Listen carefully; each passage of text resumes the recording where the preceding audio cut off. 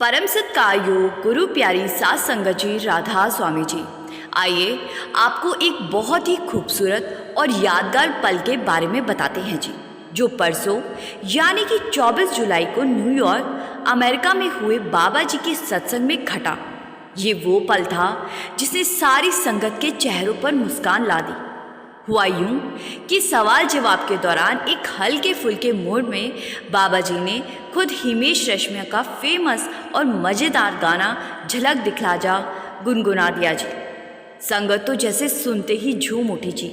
पूरा माहौल एकदम हंसी खुशी से भर गया। बाबा जी ने हंसते हुए कहा कि अमेरिका की सड़कों पर गाड़ी चलाना इंडिया के मुकाबले कहीं ज़्यादा मुश्किल है। फिर जब उनसे वहाँ के रहन सहन के बारे में पूछा गया तो मुस्कुराते हुए बाबा जी बोले, मैं यहाँ अमेरिका में नहीं रहना चाहता। संगत थोड़ी हैरान भी हुई, पर बाबा जी ने तुरंत स्पष्ट किया, असल आज़ादी तो यहाँ है ही नहीं।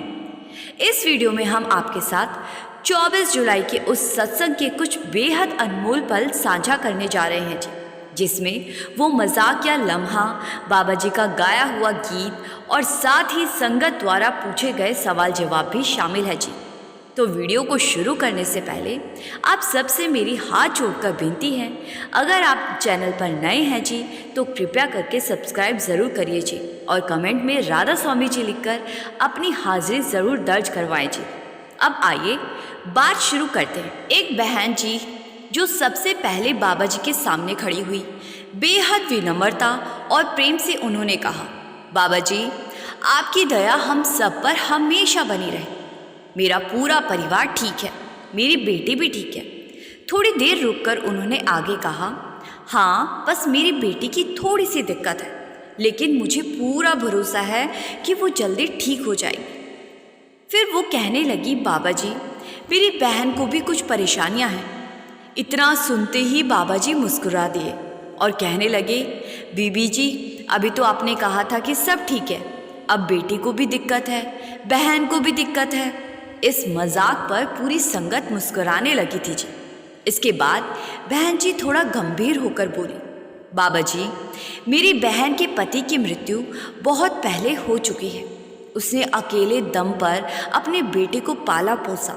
काफ़ी मेहनत के बाद उसने अपने बेटे को ऑस्ट्रेलिया भेजा। वो वहाँ एक स्टोर में काम करता था, लेकिन एक दिन ड्यूटी ख़त्म करके बाहर निकला तो कुछ लुटेरों ने उस पर हमला कर दिया और वो बुरी तरह घायल हो गया। अब वो अस्पताल में जिंदगी और मौत के बीच झूल रहा है। बाबा जी आप कृपा करें कि वो बच जाए। बाबा जी इस पर बहुत ही गंभीर हो गए। फिर शांत स्वर में कहने लगे, बहन जी ये सब हमारे ही कर्मों का फल है। जो भी इस जीवन में घटता है वो सब हमारे किए हुए कर्मों का परिणाम होता है, और इन कर्मों का हिसाब चुकता करना ही पड़ता है। इसमें ना कोई संत, ना कोई महापुरुष और ना ही भगवान हस्तक्षेप कर सकता है। बाबा जी ने आगे कहा, मैं इसमें कुछ नहीं कर सकता, बस आप नाम से जुड़े रहिए, उससे कर्मों का हिसाब देना थोड़ा आसान हो जाएगा। संगत जी बाबा जी का जवाब बहुत ही साफ और सच्चा था जी। वे कभी भावनाओं में बहकर दिखावटी तसल्ली नहीं देते जी। वो संगत को वो सच दिखाते हैं जो आत्मा को भीतर से झकझोरते। फिर बात खत्म करते हुए बाबा जी ने बहन जी की ओर स्माइल दी और माइक नीचे रख दिया। फिर आगे एक दूसरी बहन ने बाबा जी से सवाल पूछा, बाबा जी मेरी आंखों की रोशनी अब कमज़ोर हो गई है, मैं साफ साफ देख नहीं पाती। इस वजह से आपके और हजूर जी के दर्शन भी अच्छे से नहीं हो पा रहे। मुझे लगता है कि शायद ये मौका मेरे हाथ से निकल गया। बाबा जी मुस्कुराए और कहने लगे, माता जी आप चश्मा बनवा लो, फिर अच्छे से दर्शन कर लिया करो। इस पर बहन जी ने जवाब दिया, बाबा जी मैं चश्मा कार में ही भूल आई, सब कुछ धुंधला धुंधला सा लग रहा है, यहाँ तक कि आप और हजूर जी भी ठीक से दिख नहीं रहे।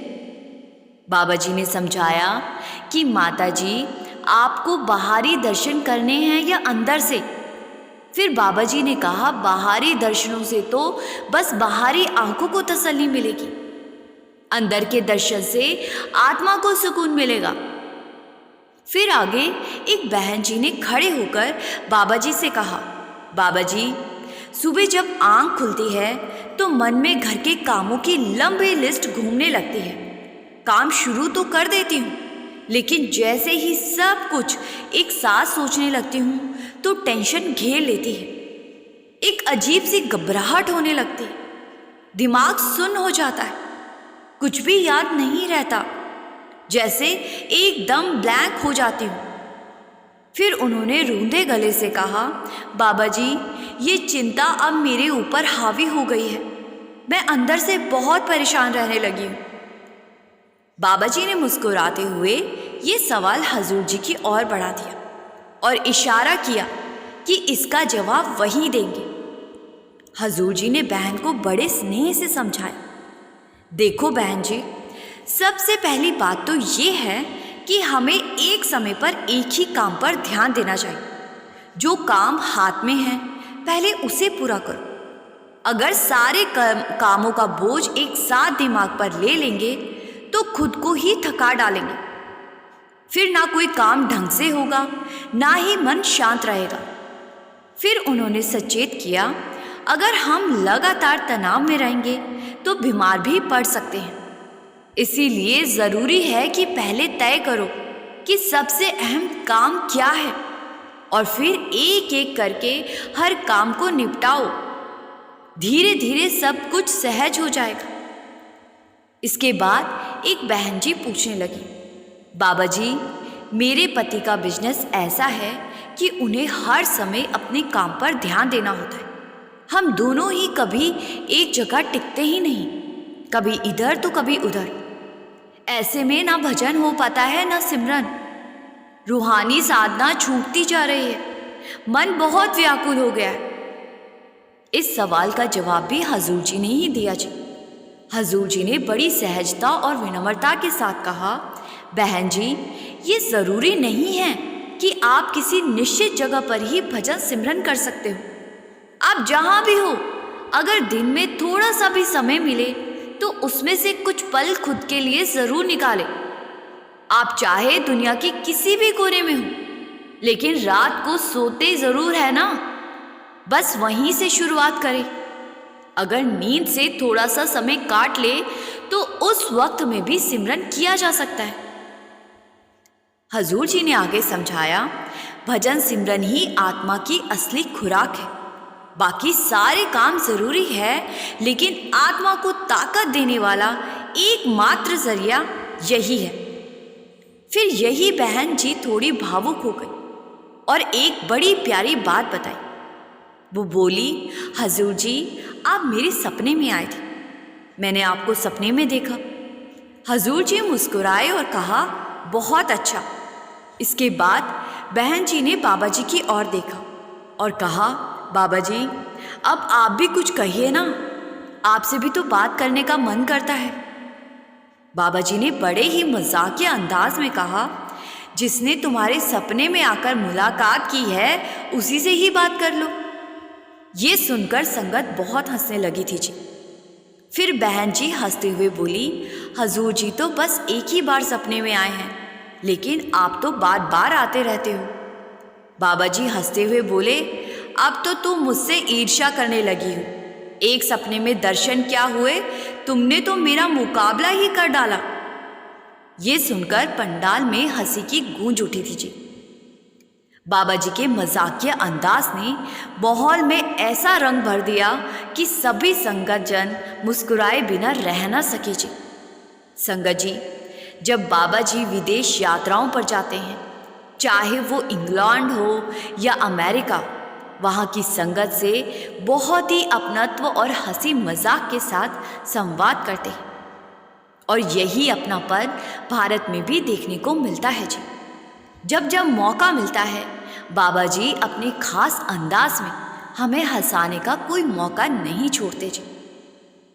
इसके बाद वही बहन जी थोड़ी गंभीर हो गई और कहने लगी, बाबा जी, हमें आपकी बहुत याद आती है। कई बार तो इतनी तड़प होती है कि आंसू आ जाते हैं।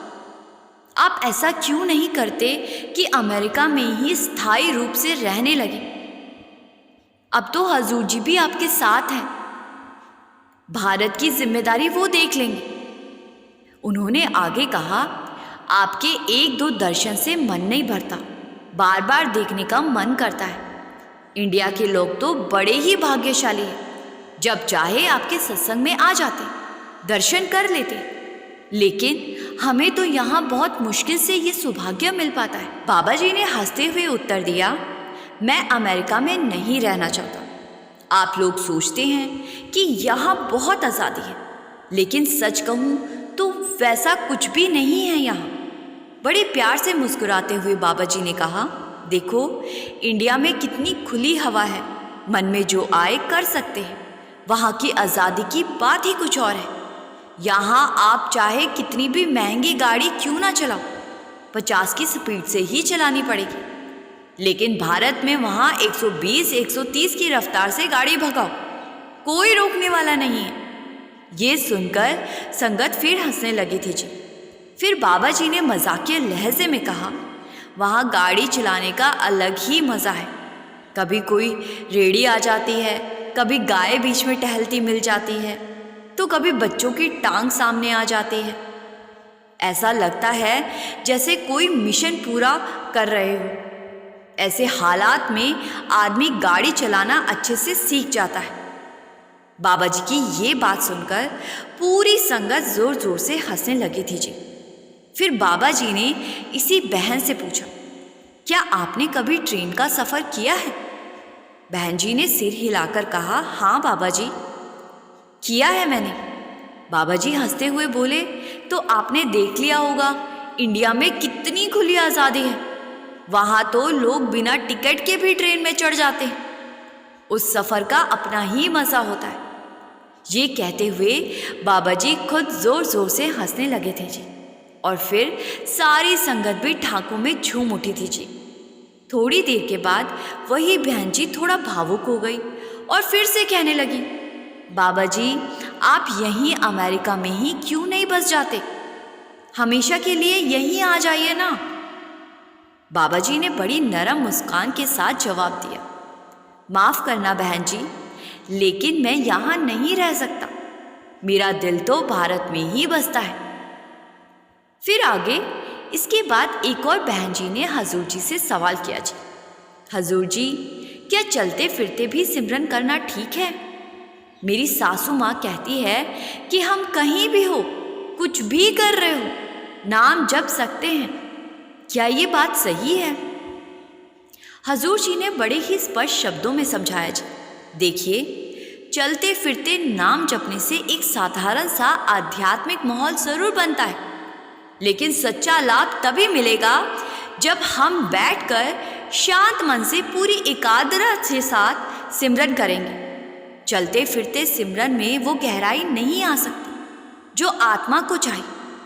नाम जपने का असली उद्देश्य ही ध्यान को केंद्रित करना है, और ये तब तक संभव नहीं जब तक हम ठहरकर अभ्यास ना करें। उन्होंने आगे कहा, पहले आप नियमित रूप से बैठकर सिमरन करना शुरू करें, फिर जब मन स्थिर हो जाए तब चलते फिरते नाम लेना भी असर दिखाने लगेगा। फिर आगे एक नौजवान उठकर खड़ा हुआ जी और बाबा जी से सवाल करने लगा, बाबा जी मैं अगस्त में कॉलेज में दाखिला लेने जा रहा हूँ, आप बताइए कैसे मैं पढ़ाई और आध्यात्मिक जीवन को साथ लेकर चल सकूँ, कैसे मैं संतुलन बना पाऊँ? बाबा जी ने बड़े ही प्यार से मुस्कुराते हुए कहा, इस सवाल का सही जवाब तो हजूर जी ही देंगे। मैं तो स्कूल में पढ़ाई में बहुत अच्छा नहीं था, ध्यान कहीं और ही रहता था। और फिर हंसते हुए बाबा जी बोले, हजूर जी शुरू से ही पढ़ाई में तेज थे। ये सुनते ही संगत एक बार फिर हंसी में डूब गई थी जी। बाबा जी का अंदाज ही ऐसा था कि सब हंसने लगे थे जी। फिर हजूर जी ने बड़ी ही सहजता से युवक को समझाया, बेटा पढ़ाई और रूहानी साधना दोनों ज़रूरी है। पढ़ाई के वक्त पूरा ध्यान उसी पर दो, और जब सिमरन का समय हो तो उसे भी उतनी ही गंभीरता से लो। अगर हम थोड़ा सा अनुशासन रखें और अपने दिल को थोड़ी समझदारी से प्लान करें तो दोनों चीज़ें साथ में की जा सकती है। पढ़ाई को प्राथमिकता दो, लेकिन नाम सिमरन को कभी भी नज़रअंदाज मत करना, क्योंकि वहीं से तुम्हें असली ताकत मिलेगी। फिर आगे एक लड़की ने पूछा, बाबा जी, मैं आपकी सेवा करना चाहती हूँ, बहुत मन करता है सेवा करने का। बाबा जी मजाकिया लहजे में बोले, बेटा तुम्हें पता है सेवा क्या होती है? एक सेवा तो वो होती है जो पुलिस करती है, पकड़ कर ले जाती है और फिर अच्छी तरह से सेवा करती है। क्या तुम वो वाली सेवा करवाना चाहती हो? ये सुनकर संगत हंसी से लोटपोट हो गई थी जी। बहन जी भी मुस्कुरा कर बोली, नहीं नहीं बाबा जी, मैं तो असली सेवा की बात कर रही हूँ, संगत की सेवा करना चाहती हूँ। बाबा जी ने बड़े ही स्नेह प्यार से कहा, बिल्कुल करो बेटा, सेवा करने से किसी ने रोका थोड़ी ना है। ज़रूरतमंद की मदद करना भी सेवा है, अपने माता पिता की सेवा भी करना सेवा है। सेवा का मतलब ये नहीं कि सिर्फ डेरे में या किसी धार्मिक स्थान पर ही किया जाए। जो भी काम प्रेम से निस्वार्थ भाव से किया जाए वही सच्ची सेवा कहलाती है। फिर आगे एक और बहन जी खड़ी हुई। उनके मन में एक गहरी बात थी जी। वो बोली, बाबा जी, मुझे मौत का बहुत डर लगता है। जब भी उस बारे में सोचती हूँ तो दिल घबरा जाता है।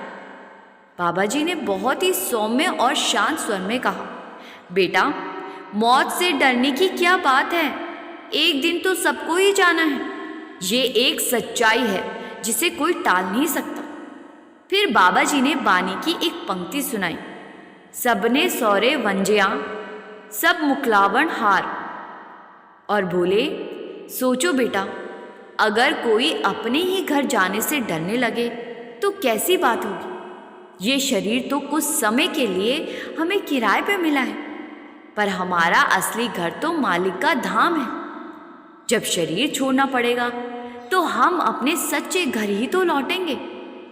इसके बाद बाबा जी ने कबीर साहब का प्रसिद्ध दोहा सुनाया, जिस मरने से जग डरे मेरे मन आनंद, मरने ही में पाइए पूर्ण परमानंद। बाबा जी बोले, बेटा जब हम जीते जी मरना सीख जाएंगे तब भी सच्चा आनंद मिलता है। मौत से घबराना नहीं चाहिए, बल्कि उसे एक वापसी की यात्रा समझकर अपनाना चाहिए। फिर आगे एक भाई ने बाबा जी से पूछा, बाबा जी, हम तो परमार्थ के रास्ते पर चल रहे हैं, लेकिन कैसे जाने कि हमारी आत्मा उन्नति कर रही है? कोई तरीका है जिससे इसका अंदाज़ा लगाया जा सके? बाबा जी मुस्कुराए और मजाकिया लहजे में बोले, बेटा मेरे पास एक बहुत बड़ा कंप्यूटर है। ये काम तो मेरे लिए बहुत आसान है।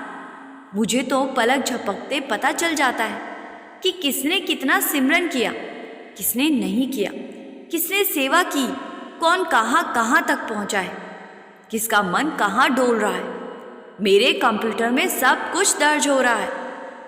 फिर बाबा जी ने बड़ी ही सहज भाव से कहा, मुझे किसी को बताने की ज़रूरत भी नहीं पड़ती। सब कुछ अपने आप मेरे सिस्टम में रिकॉर्ड हो जाता है। कौन नेक कर्म कर रहा है, कौन बस दिखावे में लगा है, सब कुछ साफ साफ दिखता है। संगत जी, बाबा जी की ये बात सुनकर हर किसी के मन में एक सिरहन सी दौड़ गई, क्योंकि ये शब्द नहीं थे, ये अनुभव की गहराई थी जो बता रहे थे कि सद्गुरु को अपनी सारी संगत का पूरा ख्याल, हर हरकत का पता होता है, हर हाल का पता होता है। वो अंदर बाहर सब देख लेते। फिर आगे एक बहन जी ने अपनी उलझन जाहिर की, बाबा जी, जब भजन सिमरन करती हूँ तो लगता है जैसे कहीं खोसी जाती हूँ, कुछ भी याद नहीं रहता, सब कुछ धुंधला धुंधला सा लगने लगता है और फिर डर भी लगने लगता है। बाबा जी ने उन्हें बहुत ही प्यार से समझाया, बेटा ये बहुत ऊंची अवस्था है। जब मन सच्चे भाव से सिमरन में डूबता है तो यही होता है। ध्यान कोई ऐसी चीज़ नहीं जो हमारे बस में हो। हमारा काम बस इतना है कि हम नियमित रूप से बैठ जाएं और नाम का अभ्यास शुरू कर दें। फिर बाबा जी ने आगे कहा, ध्यान कहाँ गया, कहाँ ठहरा, ये सब सोचने की ज़रूरत नहीं है। हम बस सिमरन पर टिके रहें। अनुभव आए या ना आए, कुछ दिखे या ना दिखे, ये सब मालिक के हाथ में। हमारा फर्ज है अपने हिस्से का काम करते रहना। इसके बाद किसी और ने सवाल किया, बाबा जी मुझे आपके दर्शन नहीं होते। कभी कभी हजूर जी तो सपने में दिखाई दे जाते हैं, लेकिन आप तो नहीं आते। क्या आप कभी दर्शन देंगे?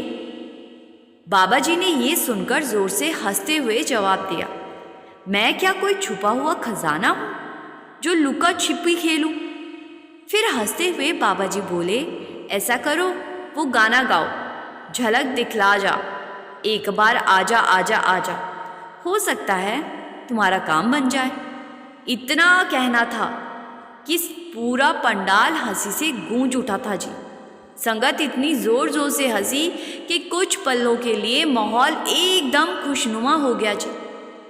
तो प्यारी साथ संगत जी, ये थे वो अनमोल लम्हे जो 24 जुलाई को न्यूयॉर्क के सत्संग में बाबा जी और हजूर जी की संगत में घटे।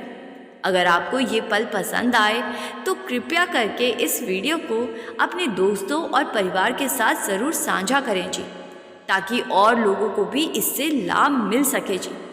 और जाते जाते एक विनती और है जी, अगर आपने अभी तक इस चैनल को सब्सक्राइब नहीं किया है जी, तो अभी के अभी कर लीजिए जी, और कमेंट सेक्शन में राधा स्वामी जी लिखकर अपनी हाजिरी ज़रूर लगाइए जी। गुरु प्यारी साथ संगत जी, राधा स्वामी जी।